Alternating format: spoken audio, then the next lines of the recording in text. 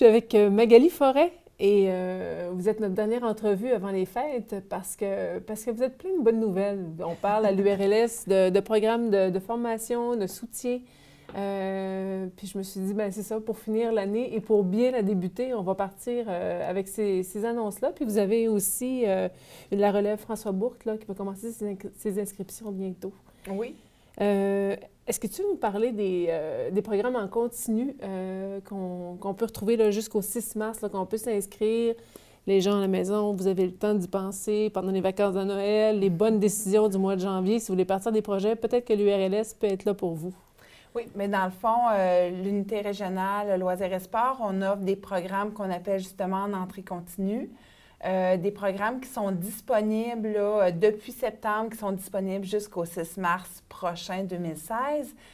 Les 3 programmes qui sont en entrée continue, on a notre grand programme général qui englobe vraiment plusieurs clientèles, autant les jeunes que des projets pour la clientèle, exemple des aînés. C'est le programme Développement Loisirs et Sport. Donc, le mieux, c'est sûr que l'idéal, c'est vraiment d'aller voir sur notre site Internet pour connaître tous les détails. Mais ce programme-là, l'objectif principal, c'est vraiment de soutenir des nouvelles initiatives pour des différentes clientèles pour permettre aux gens d'être actifs, de pratiquer des nouveaux sports, des nouvelles activités de loisirs. Donc ça, c'est notre premier programme qui est disponible en entrée continue. Mais ça, c'est un programme, excuse-moi, de jusqu'à 35 ans et plus. Et après ça, on tombe avec les aînés et plus? Non, c'est pour toutes les clientèles. Ah, ça OK. pourrait être un projet pour adultes, aînés, enfants. Vraiment, c'est vraiment notre grand programme qui s'adresse un peu à tout le monde. Ça peut être une initiative en sport, ça peut être plus dans un domaine du loisir. C'est vraiment... OK. Ligue de hockey, ligue d'impro, ligue Oui, de conserve, de confiture, tout ça, c'est... Dans le fond, c'est ça, on veut, c'est pour des nouveaux projets, pour OK. des nouvelles initiatives. Des fois, ça peut être une activité qui existe déjà pour des gens exemple, pour la clientèle adulte, et on développe un nouveau volet pour la clientèle des aînés. Donc, on peut faire une demande pour ça. C'est pour vraiment mettre sur pied des nouveaux projets dans la région. OK, c'est pas pour le soutien, c'est pas pour la restructuration. Non, c'est ça. Pour Pas le pour les développement. activités régulières non OK. plus, c'est pour le développement. Oui. D'accord. Le deuxième programme qu'on a, c'est le programme Intégration Loisirs, ce programme-là s'adresse spécifiquement pour des projets pour la clientèle des personnes handicapées. Encore là, de enfants à adultes à aînés. Donc, les organismes qui travaillent dans ce domaine-là, avec cette clientèle-là, ou encore, ça peut être aussi des organismes de la communauté qui, justement, souhaitent élargir leurs activités, offrir un nouveau volet, permettre l'intégration de ces participants dans les activités. Donc, ce programme-là, spécifiquement pour le développement du loisir et du sport pour les personnes handicapées. Mais comme il y a déjà des organismes en place, est-ce que ça peut devenir un programme qui est récurrent pour certains organismes? Oui, il y a des organismes qui, à chaque année, font affaire avec nous. Ça peut être pour l'organisation d'activités, ça peut être pour l'achat de matériel, d'équipement, ça peut être pour vraiment des projets. Mais qu'est-ce qu'on souhaite, c'est que les projets soient pour du loisir participatif. Donc, en exemple, on ne veut pas donner des sous pour permettre aux gens d'aller voir un spectacle de théâtre. On veut que les gens fassent la pièce de théâtre. Donc, on veut vraiment qu'ils soient actifs dans leurs activités de loisirs. On veut que ce soit eux les acteurs. On veut que ce soit eux qui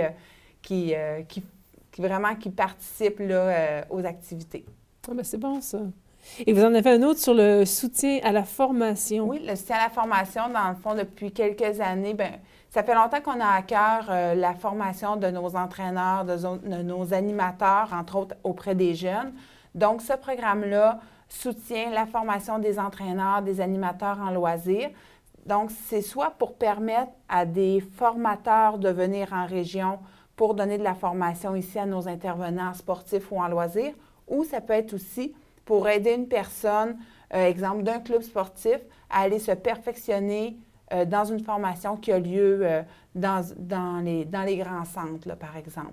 Donc, c'est un soutien financier. On ne paye pas toutes les dépenses, mais c'est un coup de pouce pour vraiment, en tout cas, donner un coup de pouce financier pour stimuler la formation des ressources. ces personnes-là, après ça, reviennent dans notre milieu puis transmettent ça à nos jeunes, entre autres, de la région. Donc, c'est le programme de soutien à la formation qui est très utilisé. Puis, c'est un beau succès, là, beaucoup de ressources qui vont se qualifier, se perfectionner, puis qui reviennent après ça dans la région, donner ça aux gens dans notre milieu. Puis c'est la personne ou l'organisme qui décide, qui cherche, qui trouve qu'est-ce qu'il veut faire comme formation, et après ça, on vient vous voir. C'est ça. OK. C'est ça. Parce qu'en fait, vos soutiens développement d'intégration et je l'ai dit, soutien, développement et intégration, c'est toujours la personne qui doit vous amener le projet. Oui. Vous ne cherchez pas du monde pour réaliser... Non, c'est ça. Vraiment, c'est les organismes du milieu qui pensent à un projet, qui vont voir un peu aussi les critères d'admissibilité. C'est quand même important là, d'aller bien lire les différents critères d'admissibilité pour chacun des programmes. Mais c'est vraiment des projets qui viennent du milieu. Nous sommes en support là, à leurs idées, à leurs projets, à leurs initiatives. On n'est pas encore dans les grosses demandes de subventions. Quand même, vos formulaires ne sont pas trop compliqués. On essaie de garder ça simple. C'est sûr qu'on demande, on veut avoir un beau portrait des projets qui seront réalisés. Donc, les informations sont analysées et nous permettent en même temps de peut-être des fois de soutenir ces projets-là au-delà de l'aspect financier. Des fois, on peut mettre des ressources en contact. Le volet agent de développement, des fois, embarque aussi un petit peu là, en plus du soutien financier dans certains projets. Oui, parce que c'est quand même assez exceptionnel. Quand on rentre ici dans vos bureaux, il y a une super belle synergie. Vous vous parlez entre vous autres et je présume que si vous arrivez avec quelqu'un qui a un projet qui n'est pas adapté pour vous, vous êtes capable justement de peut-être vivement vous retourner puis demander à la fille à côté. Tout à fait. Puis on travaille aussi beaucoup avec nos partenaires qui sont les associations régionales en loisirs et en sport, les commissions scolaires, les municipalités. C'est nos trois partenaires privilégiés, si on veut. Donc oui, on essaie de faire des liens avec nos partenaires, avec les projets, avec les organismes du milieu pour vraiment assurer un développement cohérent là, du loisir et du sport. Oui, et c'est vraiment aussi exceptionnel qu'une unité de développement régional survive encore. Alors, c'est un gros bravo. Oui, on a besoin de ça. Et vous avez la relève François Bourque et vous cherchez des candidats. Ça, c'est plus volet sportif, je crois. C'est loisir et sport aussi. Okay. Mais on est à la recherche de personnes, de performeurs qu'on appellerait. Donc, dans le domaine sportif, c'est des athlètes sportifs, des athlètes qui vont performer minimalement, si on peut dire, sur la scène provinciale. Des gens qui vont se démarquer sur la scène provinciale ou plus. On a des athlètes qui excellent au niveau, des fois, canadien ou même international dans notre région. Et en loisir, c'est la même chose. On soutient des gens, entre autres, on a déjà soutenu des gens en musique qui passent de certains niveaux en musique, des gens qui ont participé à des expos-sciences au niveau canadien, des performeurs en cirque aussi qui se démarquent dans leur discipline, dans leur réseau. Donc, est-ce qu'un performeur, c'est quelqu'un qui travaille seul ou il peut être au sein d'une équipe? Ça peut être au sein d'une équipe, mais il faut qu'il y ait quand même, on va demander un curriculum vitae sportif ou un curriculum vitae de loisirs qui va démontrer que la personne... mais oui, si, exemple, j'ai un exemple sportif, mais si un joueur de hockey se qualifie pour faire partie, exemple, de l'équipe du Québec, bien oui, là, ça va être quelque chose qui va être reconnu dans Relève François Bourque, là, tout à fait. Donc, ce programme-là, bien, c'est des bourses. Habituellement, c'est des bourses de 500 $ qu'on offre. C'est une vingtaine de bourses qu'on offre à chaque année.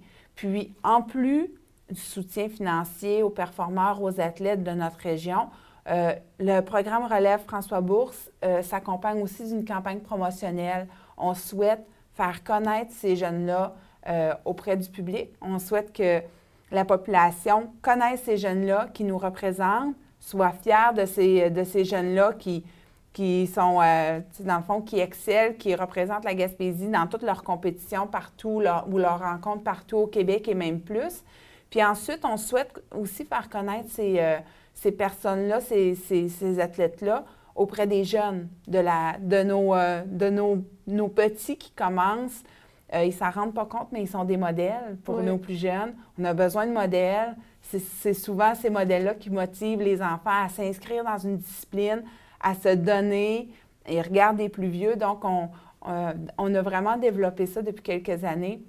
On donne une bourse, mais en même temps, on les fait connaître, ces jeunes-là. Puis c'est quoi? On peut commencer à demander à partir de quel âge une bourse pour la relève François Bourque? C'est sûr qu'on a des particularités pour chacune des disciplines. On a, si les gens veulent avoir des informations au sujet de la discipline qu'ils pratiquent, ils peuvent nous contacter par téléphone. C'est vraiment ça qui est le plus simple parce que pour chacune des disciplines, on a déterminé des normes de base. On ne pouvait pas appliquer une seule norme pour toutes les disciplines, c'est trop différent. En patinage artistique, le niveau de performance n'est pas nécessairement le même qu'en hockey ou dans d'autres disciplines. Donc, on a vraiment fait déterminer un peu des critères pour chacun des sports ou des disciplines de loisirs. Mais ça peut commencer jeune, là. Ça peut commencer jeune, mais on a quand même mis des niveaux. On veut que les jeunes, vraiment, on veut qu'ils se démarquent sur la scène provinciale dans des rencontres qui sont significatives, qui sont importantes. Donc, il faut quand même avoir atteint un certain niveau de pratique là, pour être admissible à la relève François Bourque. Et quels sont les moyens promotionnels que vous utilisez pour faire connaître ces candidats-là? On fait entre autres des capsules via Facebook, via notre page Facebook qui s'appelle URLS GIM. Des capsules avec des photos des participants, une petite présentation de leur performance. Puis, ça se partage. On va aussi les diffuser dans notre journal de l'URLS. Mais vraiment, on y va avec vraiment le partage d'informations. Puis, on souhaite justement là, qu'il y ait de plus en plus... les gens, ils viennent qu'ils les connaissent de plus en plus. Ils connaissent aussi notre formule, justement, là, de promotion. Il y a des athlètes, c'est beau de voir ça, entre autres, par Facebook, le nombre de partages de la page, du dossier qui est présenté. Donc, ça leur donne, eux aussi, une belle occasion de visibilité, de se faire connaître, des fois auprès de futurs partenaires financiers, commanditaires. Oui. C'est très dispendieux, pratiquer du sport de haut niveau. Donc, nous, on leur donne une petite tape dans le dos avec la bourse du relève François Bourque, mais ils ont besoin souvent de d'autres partenaires financiers aussi dans leur pratique. Puis la capsule de visibilité, aide un peu, entre autres, à ça, oui. OK. Bien, bravo. Alors, relève François Bourque, c'est jusqu'au 24 janvier en théorie, ça tombe un dimanche. Oui, c'est ça, pour présenter. Donc, on lance officiellement la campagne promotionnelle pour justement, on invite les gens vraiment à en parler dans leur entourage, les neveux, les nièces qui performent, de passer le message. Il y a certains, comme je disais, critères d'admissibilité. Entre autres, les athlètes peuvent pratiquer à l'extérieur de la région parce que c'est une réalité, là, quand on atteint un certain niveau de pratique, des fois les jeunes doivent s'expatrier pour aller en rencontre. Mais si les parents habitent en Gaspésie et de la Madeleine, ils peuvent appliquer au programme jusqu'au 24 janvier pour présenter sa candidature, nous envoyer ça ici. Et parlez-en, ça peut faire un bon petit coup de main pour commencer l'année. C'est une belle nouvelle, merci beaucoup. Ça me fait plaisir. Bon temps des fêtes. Bien, merci, toi aussi. Merci.